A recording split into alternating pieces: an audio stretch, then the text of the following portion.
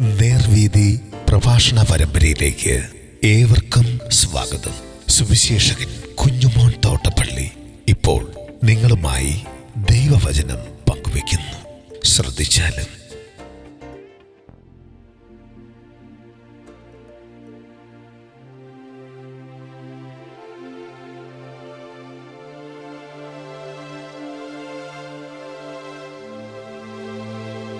യെരിഹോവിലെ കുരുടൻ.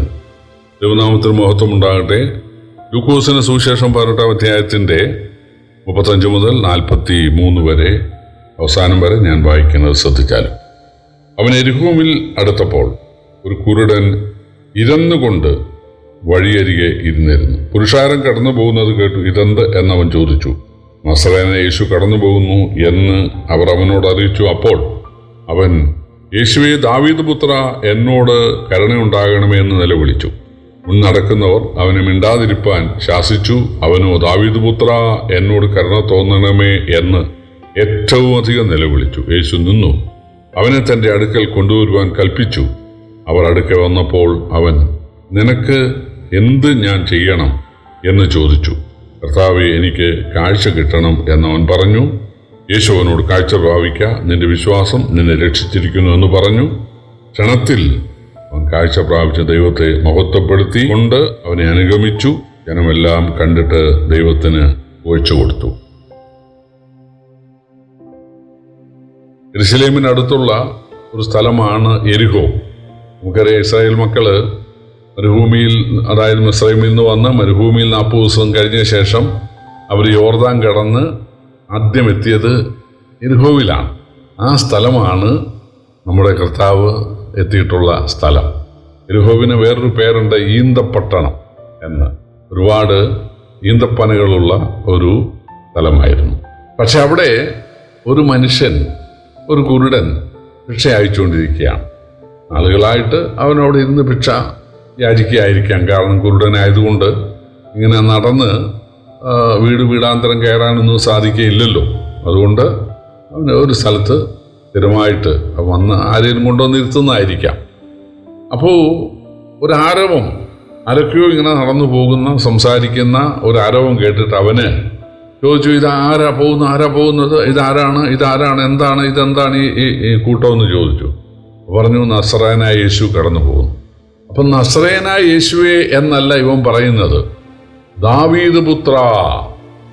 എന്താണ് നസറേയനായ യേശു എന്ന് കേട്ടപ്പോൾ ദാവീദ് പുത്ര എന്നവൻ വിളിക്കാൻ കാരണം ദാവീദിനോട് ദൈവം വാഗ്ദത്തം ചെയ്തു, നിന്റെ സന്തതിക്ക് നിത്യരാജ്യത്വമായിരിക്കും, നിന്റെ രാജ്യത്വത്തിന് അവസാനമുണ്ടാകുകയില്ല.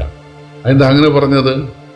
ദാവീദിൻ്റെ മകൻ ശലോമോൻ രാജാവായി, അവൻ്റെ മകൻ രെഹബെയാം രാജാവായി, പിന്നെ ആസാ രാജാവായി, ഹിസ്കിയാവ് രാജാവായി, ഉസിയാവ്, യോഥാമ് രാജാവായി, ആഹാസ് രാജാവായി, ഒരുപാട് രാജാക്കന്മാർ, 10-20 രാജാക്കന്മാരുണ്ടായി.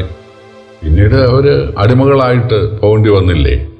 ഇപ്പോൾ അവർ രാജാവല്ലല്ലോ. ഇപ്പോൾ യേശുവിൻ്റെ കാലത്ത് അവിടെ യഹൂദന്മാർക്ക് രാജാവില്ലല്ലോ. എന്നാൽ നിത്യരാജ്യത്വം എന്ന് ദാവീദിനോട് പറഞ്ഞത് ദൈവരാജ്യത്തിൻ്റെ കാര്യമാണ്.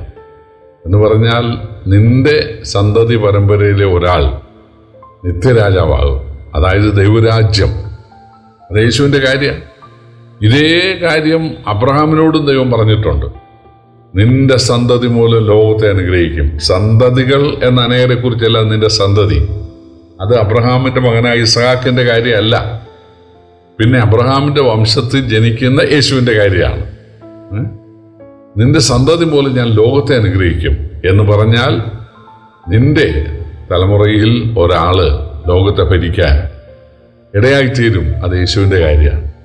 അതുകൊണ്ടാണ് മത്തായിയുടെ സുവിശേഷം 1-ാം അധ്യായത്തിന് 1-ാം വാക്യത്തിൽ എഴുതിയിട്ടുള്ളത്, അബ്രഹാമിൻ്റെ പുത്രനായ ദാവീദിൻ്റെ പുത്രനായ യേശുവിൻ്റെ വംശാവലി.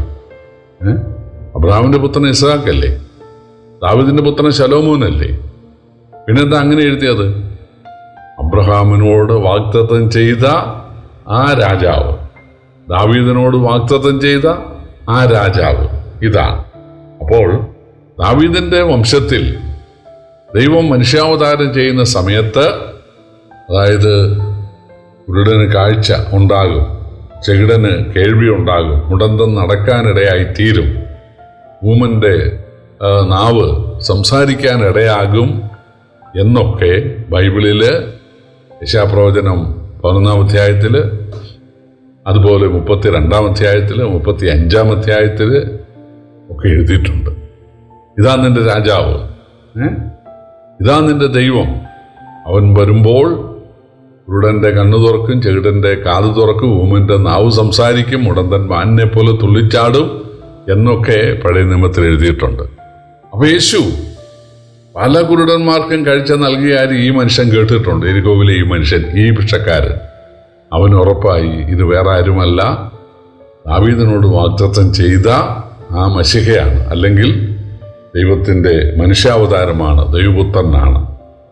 അതുകൊണ്ട് എനിക്ക് അവൻ്റെ അടുക്ക പോകാൻ നിവൃത്തിയില്ല, എനിക്ക് കാഴ്ചയില്ല. എന്നെങ്കിലും ആ യേശു എൻ്റെ അടുക്കലെങ്ങാനും വരാനിടയായാൽ ഞാൻ നിലവിളിക്കും, ദാവീദ് പുത്ര എന്ന് ഞാൻ നിലവിളിക്കും എന്നവൻ തീരുമാനിച്ചിരിക്കുകയായിരുന്നു. അപ്പോഴാണ് ഇത് സംഭവിച്ചത്. ഒരുപക്ഷെ ഇവനെ രക്ഷിക്കാനായിരിക്കാം യേശു അതുവഴി വന്നത്. യേശു സർവജ്ഞാനിയല്ലേ. രക്ഷയ്ക്കായി കാംക്ഷിക്കുന്നവൻ ഞാൻ അതിലാക്കുമെന്നൊരു വാക്യം 12-ാം സങ്കീർത്തനത്തിലുണ്ട്. യഹോവയെ സത്യമായി വിളിച്ചപേക്ഷിക്കുന്നവർക്ക് അവൻ സമീപസ്ഥൻ എന്നും വാക്യമുണ്ട്. എന്തായാലും അവൻ നിലവിളിച്ചു, ദാവീദ് പുത്ര കരുണയുണ്ടാകണം. പക്ഷെ അങ്ങനെ പൊതുവെ ആരും വിളിക്കാറില്ല, യേശുവേ എന്ന് മാത്രമേ വിളിക്കാറുള്ളൂ. പക്ഷെ ഇവൻ വിളിച്ചത് വ്യത്യസ്തമായിട്ടാണ്. അപ്പോൾ ആളുകൾ മിണ്ടാതിരിക്കുക, ഇന്ന് കുരുടന്മാർക്കൊന്നും കാഴ്ചയൊന്നുമില്ല എന്നുള്ള അർത്ഥത്തിൽ, യേശുവിന് വളരെ തിരക്കുണ്ട്, നമ്മൾ വേറെ അത്യാവശ്യത്തിന് പോവുകയാണ് എന്നുള്ള അർത്ഥത്തിൽ മുന്നടക്കുന്നത് എന്ന് പറയുന്നത് തന്നെ ശരിയല്ല. യേശുവിൻ്റെ പിന്നിലാണ് നടക്കേണ്ടത്. ചില ആളുകൾ അങ്ങനെയല്ല, വലിയ ആൾ കളിക്കുകയാണ്. യേശുവിനേക്കാൾ വലിയ ഭക്തരായി നടക്കുന്ന ആളുകളൊക്കെ ഉണ്ടല്ലോ ഈ കാലത്ത്. മുന്നടക്കുക, അവർ പോകുന്ന പോലെയൊക്കെ, അതായത് അവർ പോകുന്ന വഴിക്ക് യേശു പുറകെ വന്നോണമെന്നുള്ള അർത്ഥത്തിൽ ജീവിക്കുന്ന ചില ആളുകൾ. അവരാണ് പറഞ്ഞു, ഇന്ന് കുരുടർക്കൊന്നും കാഴ്ചയില്ല, ഞങ്ങൾ അത്യാവശ്യത്തിനൊരു കാര്യത്തിന് പോവുകയാണെന്നുള്ള നിലയിൽ അവനെ തടഞ്ഞു. അവൻ പിന്നെയും കാറി, ദാവീദ് പുത്ര എന്നെ ഉപേക്ഷിക്കരുതേ എന്ന് പറഞ്ഞു. യേശുവിന് മനസ്സിലായി ഇത് ജെനുവിൻ കേസാണ്. അവൻ എന്നെ ദൈവത്തിൻ്റെ മനുഷ്യാവതാരമായിട്ട് ദാവീദിനോട് വാഗ്ദത്തം ചെയ്ത ആ മശിഹ മഹാരാജാവായിട്ട് അവൻ വിശ്വസിക്കുകയാണ് എന്ന് മനസ്സിലാക്കിയിട്ട് അവരോട് പറഞ്ഞു, വേണ്ട, അവനെ വിളിക്ക്.